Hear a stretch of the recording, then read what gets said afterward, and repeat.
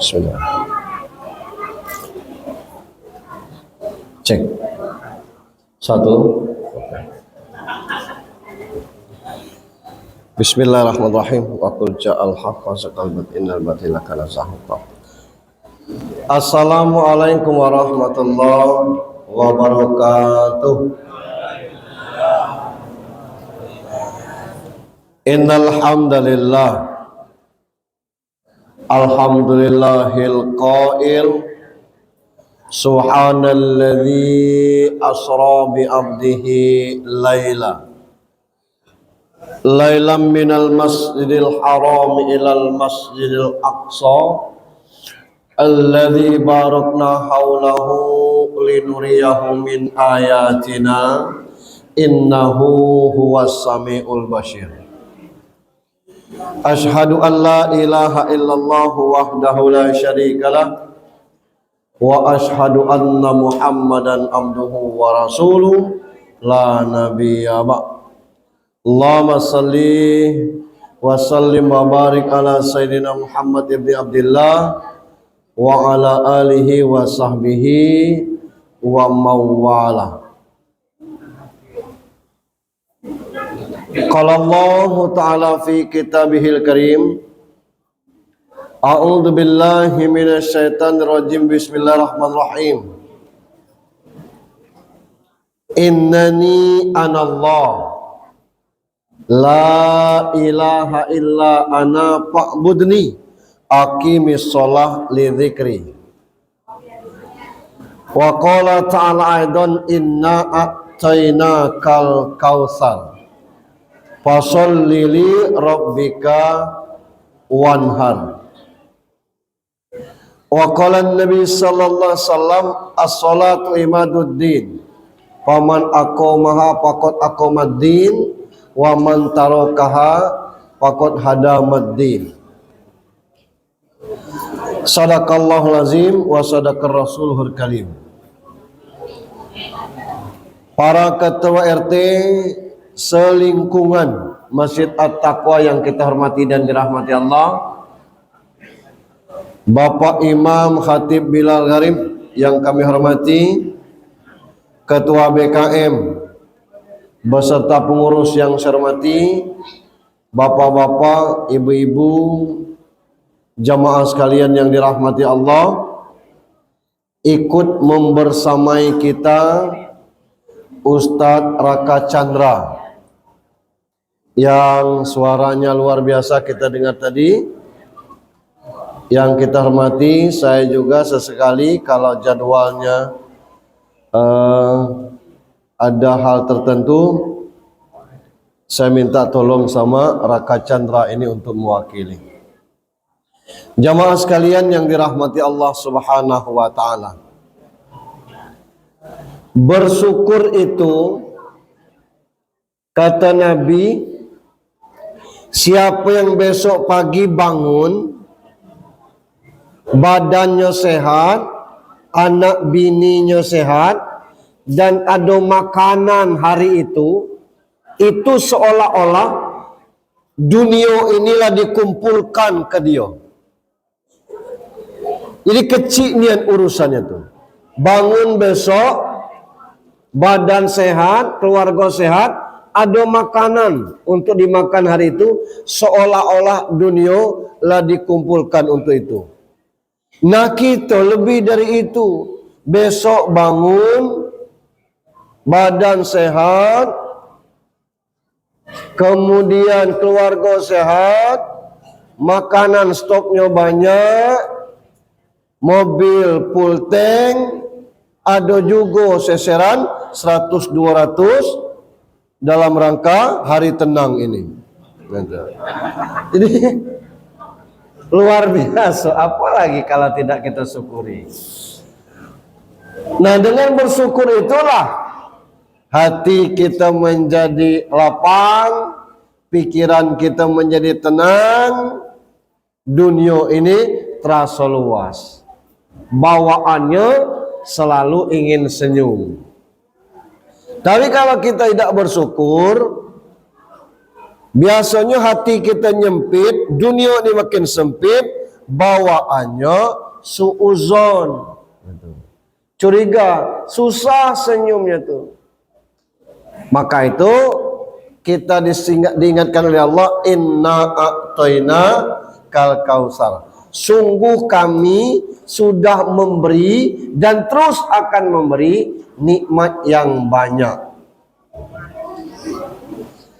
Selanjutnya kita masih juga bersyukur, belum ceramah nih, masih pembukaan. Kurang dari 2 hari, H-2 dari pencoblosan, masih ada peluang kita untuk berpikir menentukan pemimpin negeri ini. Gitu. Saya nak istiharah Pak Ustadz, bagus. Dari ketiga calon itu, bukan yang mana yang besarnya pertimbangannya. Itu bukan istiharah. Ya. Nah, maka dalam menentukan pemimpin ke depan, jangan kita berdasarkan emosional sesaat, tapi berdasarkan pikiran, pendengaran, informasi-informasi orang yang lebih hebat dari kita, sehingga ini menjadi rujukan bagi kita. Saya pernah ditanya, Pak Ustadz, kira-kira siapa presiden kita? Maaf, saya bilang, saya bukan dukun, tidak pacak saya main ramal-ramal tuh. Tidak, kalau menurut Pak Ustadz, tidak ada menurut, kalau hitung-hitungan pacak, saya bilang. Kalau hitung-hitungan Pak Ustadz, calon itu kan ada 3. Dari 3 ini klub, yang kalah pasti 2, yang menang 1 tuh. Itu yang menang 1. Bapak Ibu yang saya hormati, selanjutnya ngapa ketawa Arica itu nih ya? Masih bisa berubah nih. Ya. Selanjutnya kita sudah memasuki awal Sya'ban. Ada doa indah dari Rasulullah, Allahumma barik lana fi Rajab wa Sya'ban wa ballighna Ramadan. Ya Rabb, berkahi kami di bulan Rajab, berkahi kami di bulan Sya'ban, dan panjangkan umur kami sampai ke Ramadan. Kita sudah di Sya'ban, insyaallah menuju kepada Ramadan. Urusan karpet kita tinggalkan dulu. Insyaallah cukup. Kalau kurang kelak kita minjam ke masjid lain. Salam dan salawat untuk junjungan kita Nabi besar Muhammad sallallahu alaihi wasallam. Bapak Ibu yang saya hormati, kita tidak cerita total tentang Isra Mi'raj ini berdasarkan sejarahnya, karena bisa dibaca di Google, bisa ngundang Ustadz Abdul Somad Adi Hidayat lewat YouTube. Gitu. Nah, saya ingin menceritakan tentang kaitan Isra Mi'raj ini dengan kita. Bapak Ibu yang saya hormati, kalaulah tidak ada tempat orang silau dengan kita di atas muka bumi Allah semasa hidup ini, tidak orang ngijonian kita nih. Kalau tidak ada tempat orang silau dengan kita, tidak orang ngijonian. Kawan berduyun-duyun pergi kemana kata kita? Doa masuk puasa, rumah siapa? Rumah siapa? Tidak diundang awak? Tidak. Doa masuk puasa tidak diundang orang. Ngapa? Tidak ada orang silau nengok kita tuh. Nah, ternyata itu bukan kita yang merasakan. Baginda Rasulullah itu yang dirasakan di tahun Amul Huzn itu, tahun kesedihan. Ngapa? Kehadiran Nabi itu sebagai Nabi itu tidak diterima oleh mayoritas, bukan sebagian kecil, mayoritas orang Mekah tidak nerima. Sebab silsilah kenabian itu dari Palestina, Isa itu Palestina, Ibrahim, Ismail, Ishak, Palestina. Nah ini Muhammad dari Mekah. Ngapa nyimpang ca ini? Itu yang dikaji oleh orang Mekah. Maka tidak ada kepercayaan orang Mekah atas baginda Rasulullah menjadi nabi. Yang kedua, perasaan tobo itu laba agama lah Tuhannya 4, Lata, Uzza, Manat, Hubal. Nabi ngajak bertauhid bahwa agama ini Islam yang la ilaha illallah Muhammad Rasulullah. Nah itu tidak diterima oleh orang Mekah. Alhamdulillah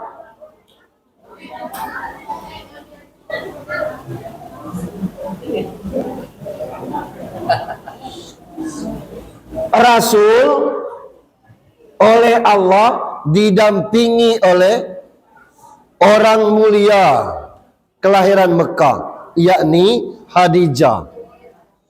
Khadijah tuh jando kayu. Sebenarnya bukan di Mekah baik.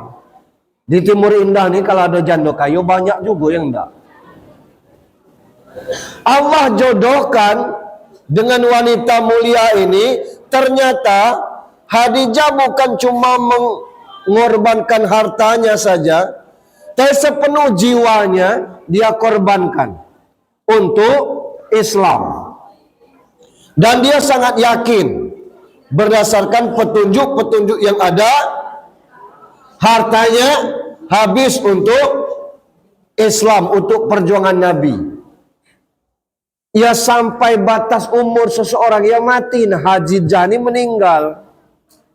Yang selama di tempat orang silau tidak ada. Orang tidak segan dengan Nabi Muhammad ini. Nabi ini anak yatim piatu, bebak idak, bemak idak, berdatuklah ninggal. Khadijah yang selama ini mendampinginya, manis, pahit, senang, susah, lah ninggal. Selama ini orang segan dengan Khadijah, tidak segan lagi. Masih ada satu sandaran, Abu Talib. Abu Talib ini kelang tidak sampai sebulan dari Khadijah, ninggal pulau. Selesai. Muhammad jadi bulan-bulanan. Kalau yang bersihkan kotoran unta tuh, mungkin tiap hari Fatimah tuh dilempar orang. Terakhir targetnya bunuh Muhammad. Itulah makanya pindah ke Taif itu berharap Taif ke Mekah itu jaraknya 120,7 km. Tidak percaya ukur dewe. Aku baru balik bulan kemarin Taif itu, dingin daerahnya. Cak Bandung lah itu. Tempat pertanian di situ. Nah di Taif ini ada suku namanya Bani Sakib. Paman-pamannya itu kebanyakan dari Bani Sakib itu berharap dari keluarga paman ini ngasih bantuan. Apokato justru petinggi-petinggi Taif ini nyuruh orang-orang miskin, budak-budak itu melempar Nabi. Waktu itu Nabi dikawani oleh Zaid bin Haritsah. Zaid inilah yang kira-kira masang badan model ini, nah Nabi di sini dia pasang badan situ. Karena dilempar dengan batu. Bahasa Zaidnya mati sudah. Kira-kira itu. Mati dia. Dia membantu Rasul. Sampai Rasul tersandar sikunya di satu tempat dan itu sekarang diabadikan. Jadi Masjid Kuk namanya. Masjid Siku. Ya sebesar ruangan inilah masjid itu. Tidak dipakai orang. Tidak pacak kita masuk itu karena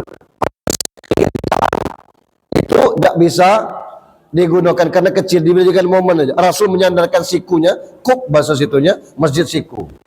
Itu tempat bersejarah saja. Cuma 10 hari Nabi di Taif ini. Tapi waktu 10 hari itu lebih kejam dari 11 tahun di Mekah. Kondisinya tuh. Sama dengan kita dengan Belanda tuh. 250 tahun dijajah Belanda. Tapi Jepang 3 tahun. Lebih kejam daripada 300 tahun. Akhirnya Nabi balik lagi ke Mekah. Kondisi caranya baik tanya.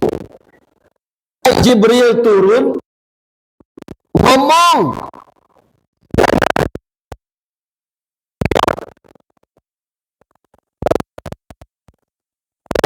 Necah. Jibril pakai bahasa Jibril.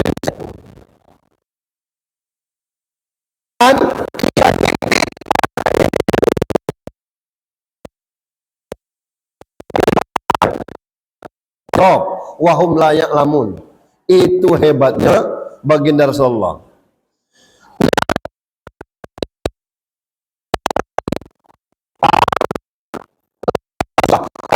Dalam kesedihan, tolong dihibur.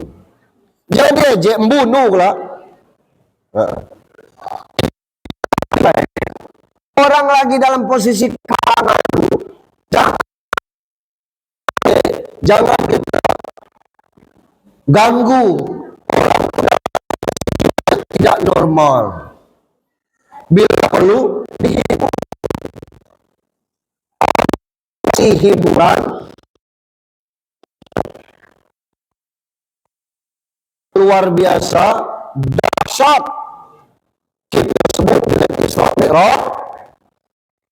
Karena Isra Mi'raj itu rupanya nambah mengecilkan umat Islam. Sebab balik dari Isra Mi'raj itu yang yakin dengan Nabi jadi ragu-ragu, yang lagi. Secara logika memang susah diterima. Jangan kini baik kalau Isra Mi'raj itu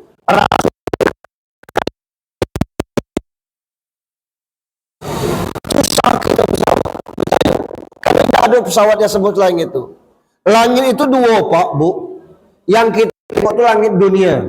Ada lagi langit itu, langitnya para malakut. Di mana? Jauh. Ada jin, setan, iblis, ada dunianya. Di antara kita ini berkeliaran jin. Kenapa tidak temukan? Karena kita beda dimensi. Mereka hidup di alam jin. Nah, perjalanan inilah diabadikan oleh Allah. Saking pentingnya Allah kasih satu surat di dalam Al-Quran itu namanya surat Al-Isra. Sebenarnya dua peristiwa ini, peristiwa Isra dan Mi'raj. Satu itu lapor tidak, itu dari Mekah ke Palestina, Haram ke Aqsa. Mi'raj itu dari Aqsa ke Sidratul Muntaha. Beda lagi dalilnya. Dalil untuk Mi'raj itu surat An-Najmi 12-18. Ayat 12 sampai 18. Nabi Asobai orang ngaji Bani Israel Al-Isra ayat 1, kemudian pindah ke An-Najmi ayat 12 sampai 18. Itu cerita tentang yang Sidratul Muntahanya. Nah, kita tidak akan cerita ini secara utuh. Tapi cerita ini untuk menguatkan iman kita, Allah mulai dengan kalimat subhana. Arti subhana itu maha suci Allah. Jangan pernah menyamai kita dengan Allah, dan tidak ada satupun makhluk di atas muka bumi ini yang sama dengan Allah. Zat yang maha suci, yang maha menentukan. Yang kedua, kalau rajin dibaca subhana, ini jadi tasbih dia. Subhanallah, subhanallah, subhanallah. Jadi subhanallah itu tasbih. Kalau ada orang minta tasbih, macam mana mintanya? Minta aku tasbih satu, itu. Lawak baca tasbih dia, apa diminta? Yang biji-biji itu, saya tidak tahu apa namanya itu. Nah, kita ini salah pakai. Kata kita tasbih itu, yang biji-biji untuk hitungan itu. Minta aku tasbih itu. Tasbih itu kan subhanallah. Takbir Allahu Akbar. Tidak usah diminta tasbih itu, baca subhanallah. Yang banyak kita ini tahu baca, tidak tahu arti. Nah, keinginan Allah ini agar kita berpikir tentang betapa dahsyatnya ciptaan Allah. Dengan pola pikir yang luar biasa, akan menjadikan kita terhormat. Kalau kita fokuskan pikirkan ke masalah otak, cara berpikir, kemampuan berpikir, kita akan bisa mengalahkan Rocky Gerung.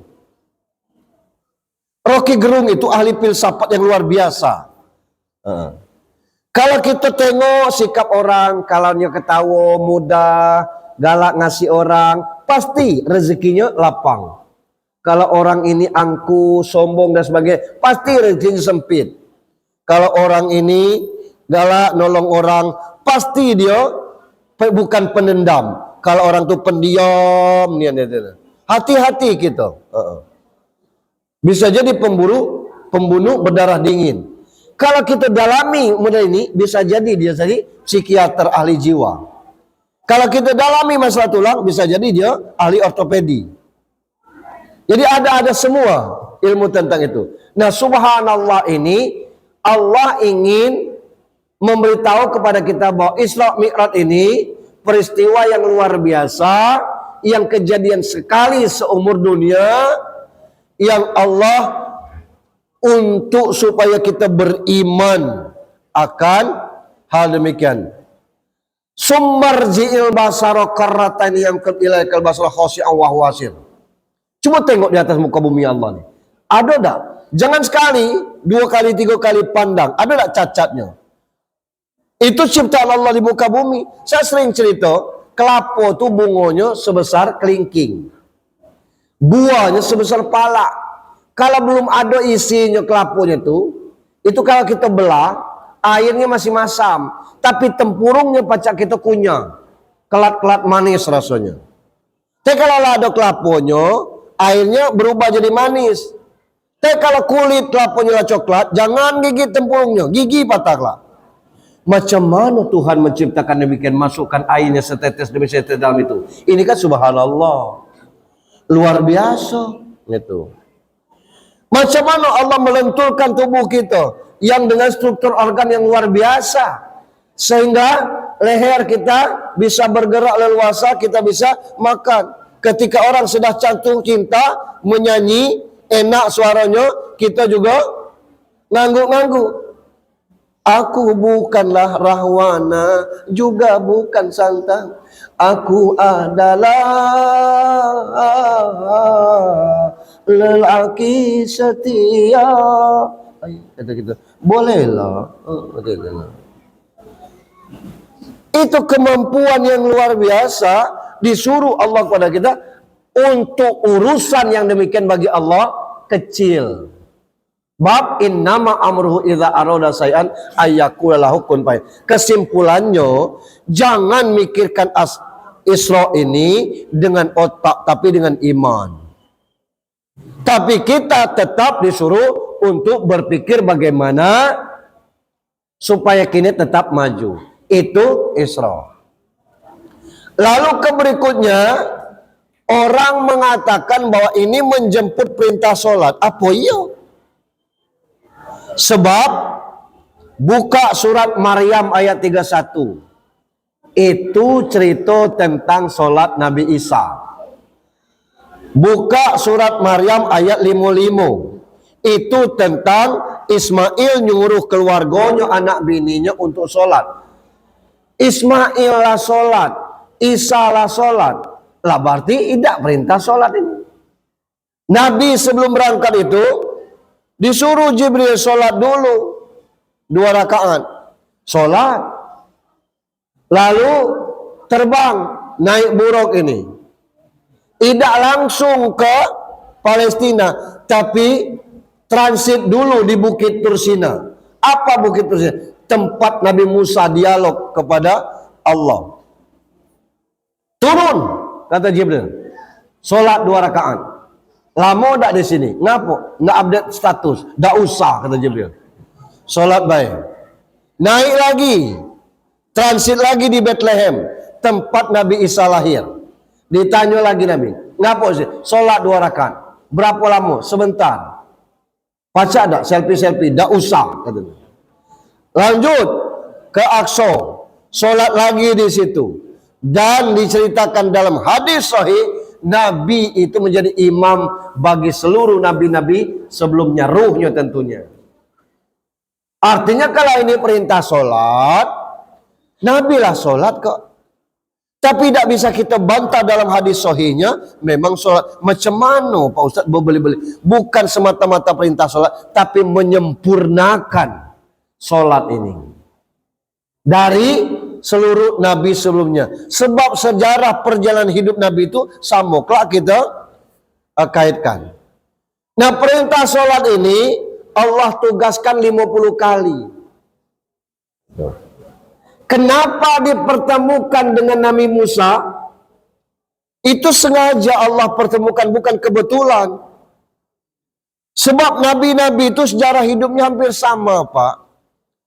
Nabi Muhammad itu yang menentang dia sepupunya Abu Lahab, Abu Jahal, itu sepupunya dewe.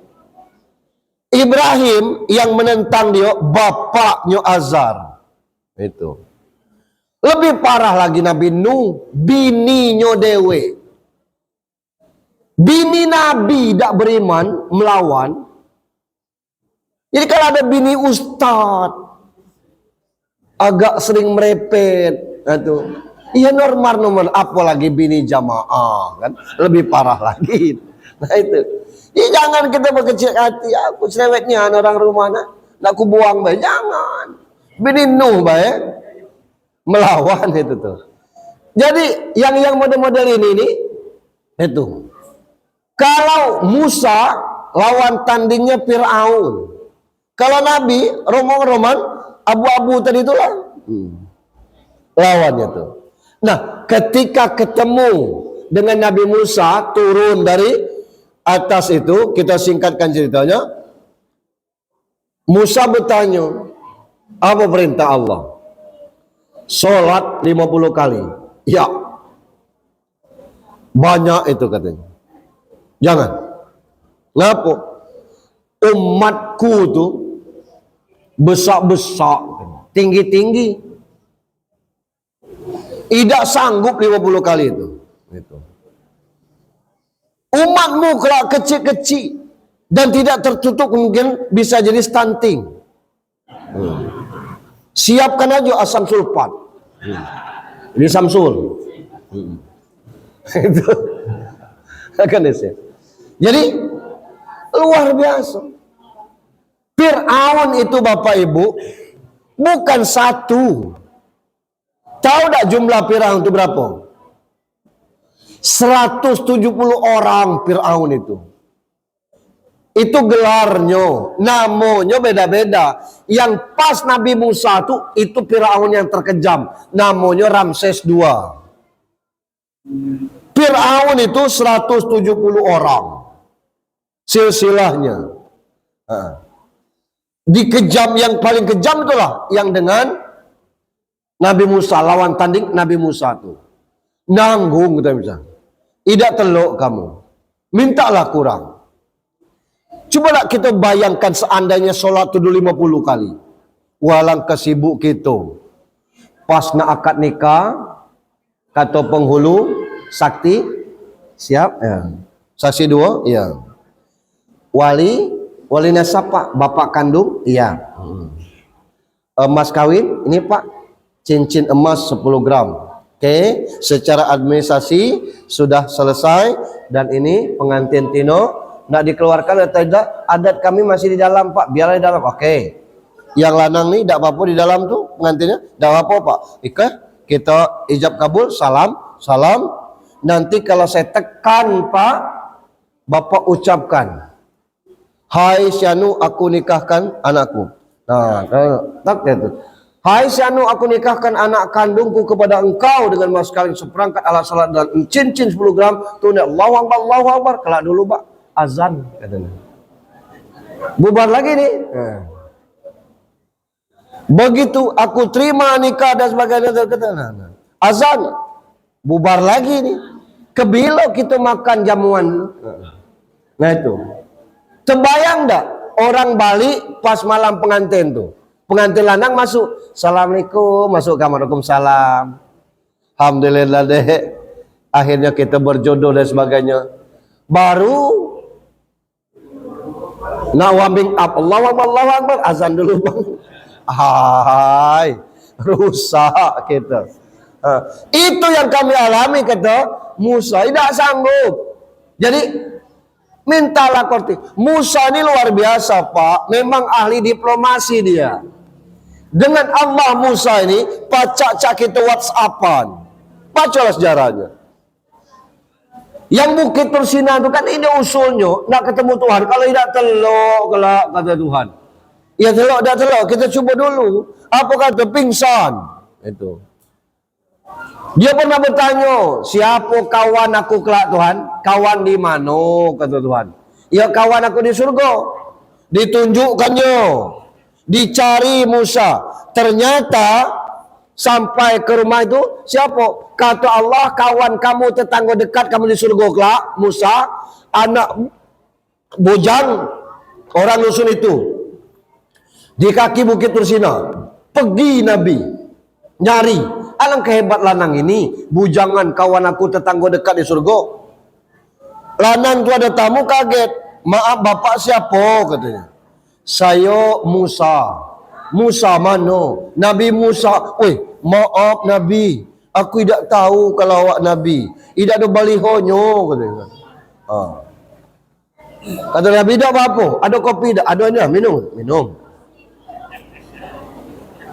Kata Nabi Musa, apa kerja kau? Tidak ada, kata kan. Ngurus gayak ni lah. Begitu sebentar dia masuk ke kamar, dia ngiring babi. Nah, kata Nabi Musa, kalau salah Google Map ni tadi, masuk ngurus kaput ni, dimandikannya babi itu, disabuninya, disayangnya, dilapnya pakai handuk, dicium. Ay. Sudah itu sikok lagi yang besar, gitu. Yang besar ini dibandikannya, disabunkannya, disayangnya, selesai. Tidak tahan Nabi Musa. Kau Islam, tidak Islam. Ya kalau ke Islam, ngapa dia ada kaput nih?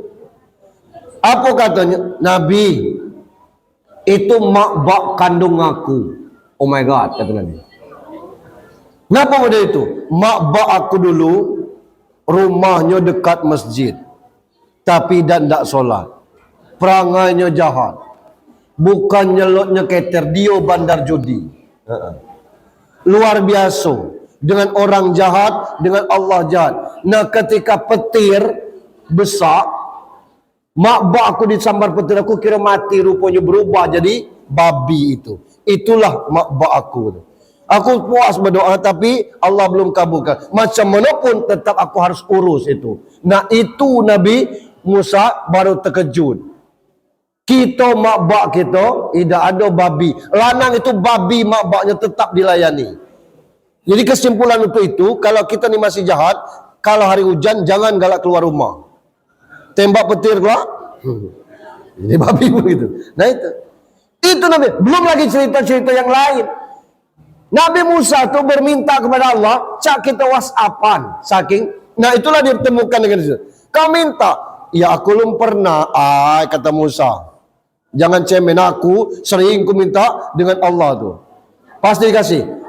Itu dari 50 turun, terakhir 5. Itulah solat kita yang 5 kali itu. Malam ini Nabi Isra Mi'raj, besoknya Jibril turun. Kata Jibril, Allah perintahkan solat 5 waktu malam tadi kan? Yo, ikuti aku. Waktu zuhur kata Jibril, ini solat zuhur. 4 rakaat, 2 rakaat tahiyat awal, 2 rakaat tahiyat akhir. Tidak berbunyi kecuali 4 rukun solat. Allahu Akbar, Al-Fatihah, tahiyat sama salam. Itu yang bunyinya agak kencang. Yang lain boleh pelan-pelan.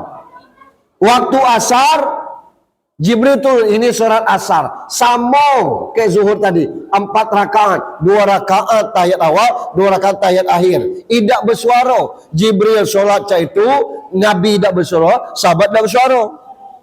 Ini maghrib, kata Jibril. 2 rakaat bersuara, 1 rakaat tidak. Jibril bersuara, Nabi bersuara, sahabat bersuara. Ini Isya 4 rakaat, 2 rakaat bersuara, 2 rakaat tidak. Jibril bersuara, Nabi bersuara, sahabat bersuara. Terakhir subuh. Tidak pernah Nabi bertanya, ngapo Jibril zuhur tidak berbunyi, maghrib berbunyi. Nih pas giliran kami Ustadz nih, orang tanya, Pak Ustadz, ngapo sembahyang zuhur asar tidak berbunyi, maghrib berbunyi?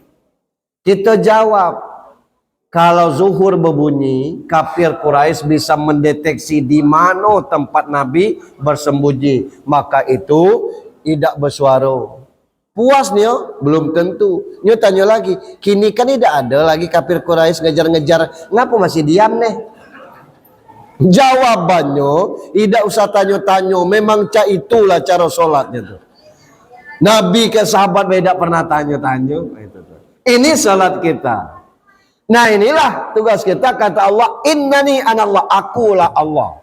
La ilaha illa ana. Tidak ada Tuhan selain Allah. Fa'budni aqimis shalah li zikri. Sembah aku. Dirikan sholat untuk mengingatku. Tugas kita ke muka bumi ini cuma sholat. Wa ma khalaqtul jinna wal insa illa liya'buduni. Dah ada Tuhan nyuruh kita jadi gubernur, jadi bupati. Itu perangkat supaya kita nyaman di dunia, silakan saja. Tapi tugas kita adalah mengabdi kepada Allah Subhanahu wa taala. Fasilitasnya kita tulah dari rezeki yang Allah kasih.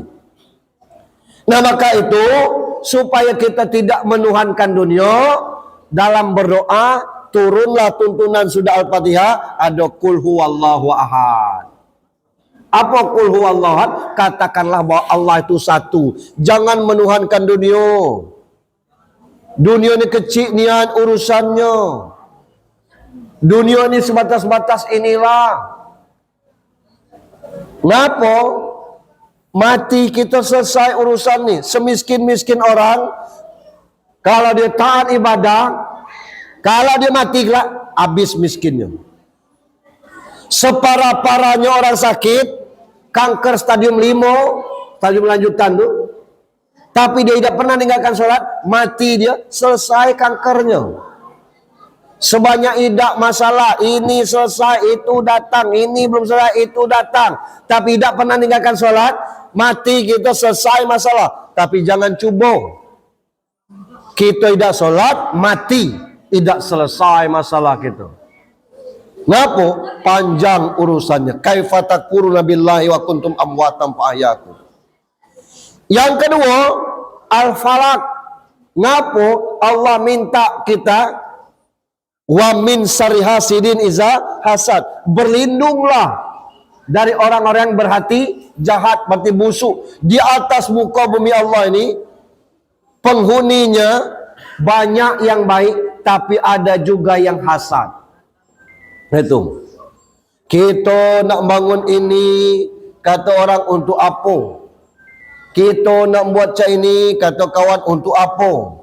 Kita buat program macam ini untuk apa? Sebenarnya bukan untuk apa, karena hatinya hasad.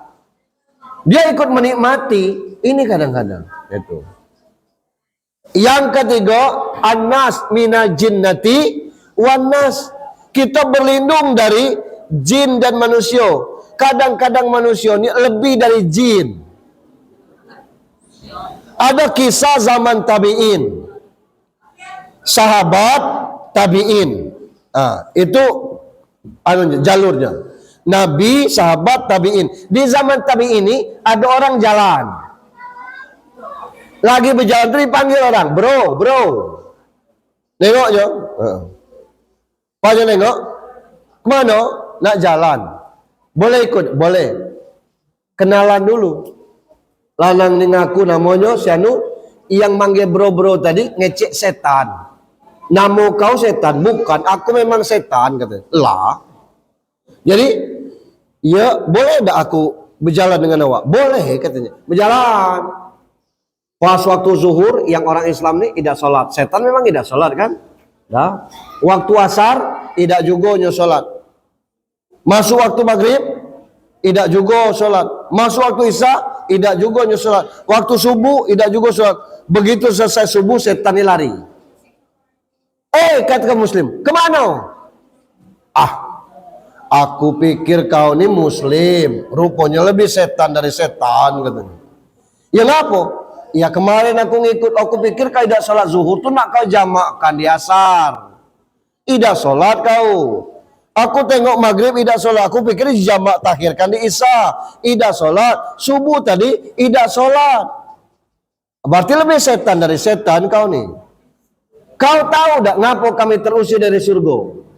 Ya ngapa? Karena disuruh sujud dengan Adam, kami dan tidak.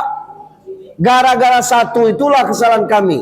Kami dikeluarkan dari surga, dikutuk oleh Allah sampai kiamat kelak dan ponis kami lapasti di neraka. Satu itulah kesalahan. Kau 5 kali salah dengan Tuhan nyengir baik.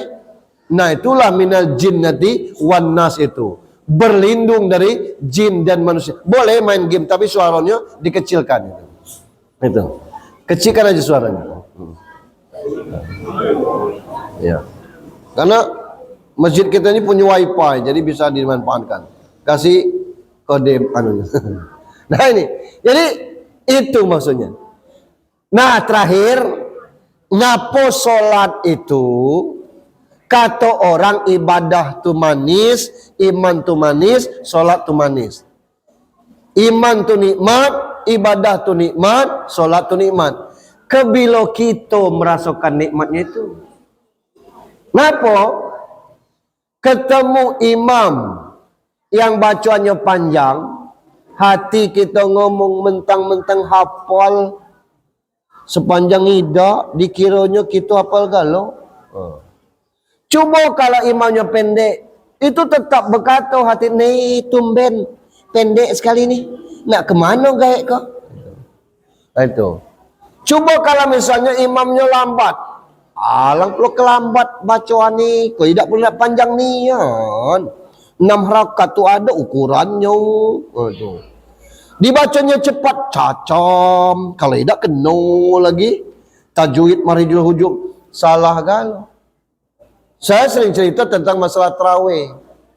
Pas misalnya malam pertama tarawih itu giliran ustadznya luye. Ustadz Luya rapat lurus as-sudah katanya kan. Ngapa pula pengurus ni milik Ustadz Iko? Allahu Akbar. Ay makan belum jam 12 kelar nih. Alhamdulillah. Ay ampun aku. Malam besok haram ke masjid kau lagi, banyak masjid sekitar kau. Kemudian ini sepanjang sholat dia menggerutu. Malam besok tidak nian dia semayang ke situ lagi, pindah dia ke masjid. Nih rupanya Ustadz Luya tuh giliran di masjid itu pula. Astagfirullah. Nah itu. Apa masalahnya? Nah masalahnya kata Ibnu Qayyim, jiwa dengan jasad kita ini, jasmani rohani kita ini sama. Ngapo kita makan tidak lemak rasanya? Karena lagi sakit. Gula ya po baik kalau lagi sakit itu tidak lemak. Anak nanya, ma, ayah hobinya gula ya po kalau ada seleranya makan. Gulai ayam senang ayah kau tuh. Aku potong ayam kampung yang di rumah tu lah, yang paling besar gulai. Iyo, diapakan?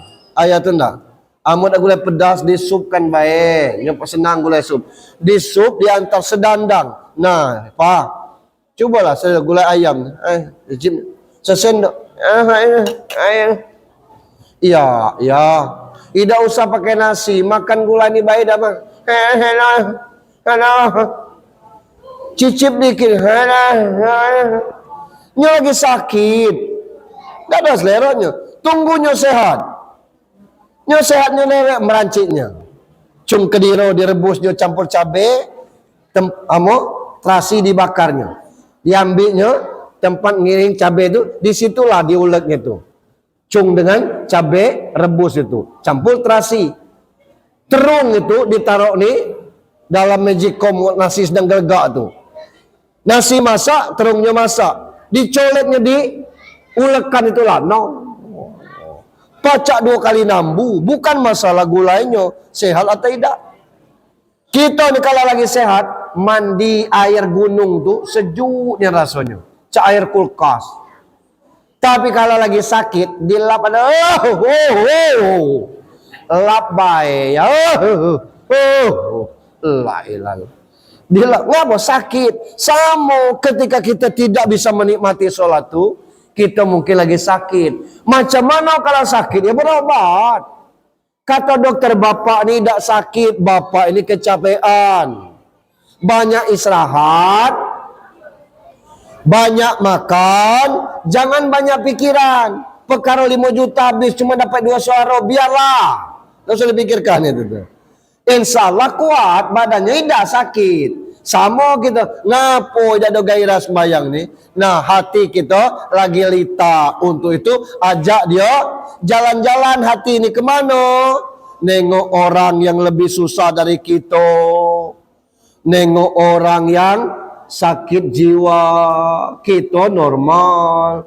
Nengok YouTube yang kaitannya dengan penguatan hati. Kalau dia lagi sakit, apa kata dokter? Ay, bapak ini vertigo. Jangan nemanian makan goreng-gorengan yang jajan pas satu kala selero, goreng dewe. Minyaknya sekali goreng ganti. Kalau itu jajanan gorengan itu minyaknya berulang-ulang. Ini asam uratnya juga tinggi nih. Jangan dulu makan jeroan, tidak usah makan kacang-kacangan itu. Tidak dimakan pantangan mana itu? Tegak palanya, lurus kakinya, sehat. Sama kalau hati kita ini lagi sakit, pantangan-pantangannya itu buang. Nyelot, nyeketer, kakek Zeus, ling-ling gacor, berhentilah. Batas-batas, tidak akan ada orang kayu tentang hal itu. Kemudian duitnya diambil, orangnya tidak dicoblos. Macam mana kalau kita yang muda itu? Jangan. Kasihan orang dengan itu tuh. Kadang apa? Ya aku bingung. Nak dicoblos galo, orang ni 5 nitip.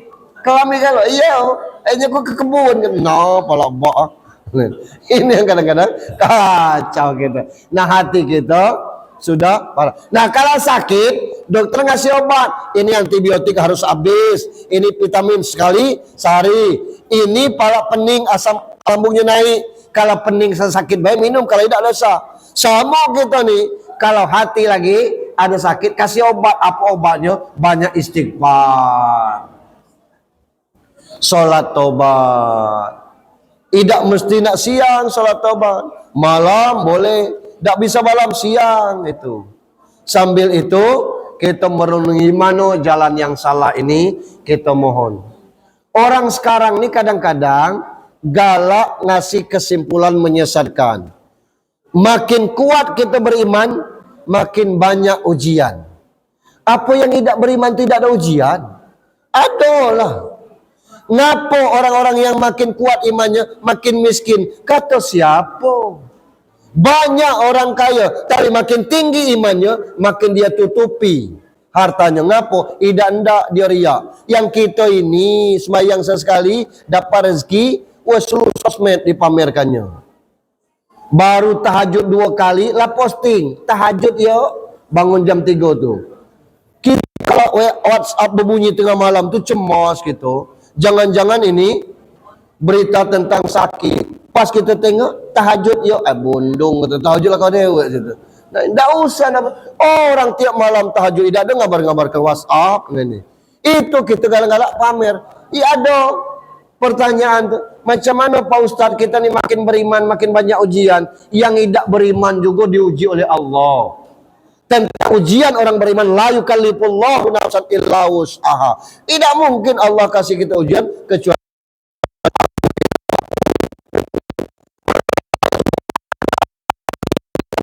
dibandingkan. Maka perjalanan hidup. Kalau kita hidup sholat, hidup orang lemah. Di mana kesalahan kita? Kita ini terlalu berkait dengan dunia. Kaji kita sawit 5 hektar, anak lagi SMP, anak tamat SMA, sawit mulai buah pasir, kuliah dari situ kelak aman 1, rumah kos 7 pintu kali 500, 3,5 juta tambah sawit. Yes, kata kita mah. Celentang saat rumah kosan tidak diminati orang. Dan apa kalau Tuhan nak buat tu? Kita cuba cari sekolah yang ikatan dinas, terpaksa cak mana berjual-berjualan. Saat masuk situ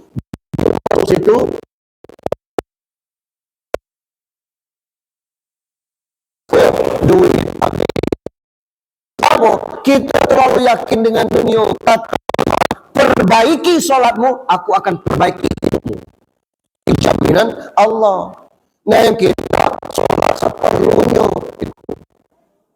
Itu aja kunci hidup ini. Tidak ada sekolah yang bisa menjamin kita sukses.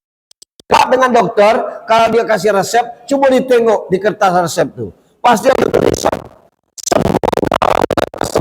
Tidak ada berarti pasti sembuh, tidak ada. Tapi kalau Allah berani jamin perbaiki solatmu, maka aku akan perbaiki hidupmu. Ini yang menjadi PR kita. Jadi Pak Imam, Pak Ketua BKM, jangan kecil hati. Malam ini kita Isra Mi'raj, malam besok jamaah sholatnya tetap orang kemarin tu lah. Kenapa? Ya barangkali tidak bisa serta-merta untuk hal demikian. Inilah yang menjadi PR kita. Alhamdulillah sekarang ini sudah mulai muncul generasi-generasi muda, mulai dari desa, kades, imam, banyak yang muda-muda. Di kota-kota kita ini juga banyak imam, pengurus masjid yang muda-muda. Bukan berarti kita tidak hormat kepada yang tua. Orang tua ini kita jadikan sesepuh sehingga bisa menuntun kita yang muda-muda nih. Kadang-kadang emosinya juga belum terkendali yang muda-muda nih.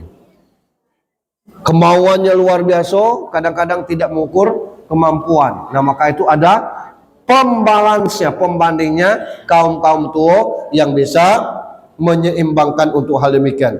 Niat buruk kadang-kadang Allah kabulkan, apalagi niat baik.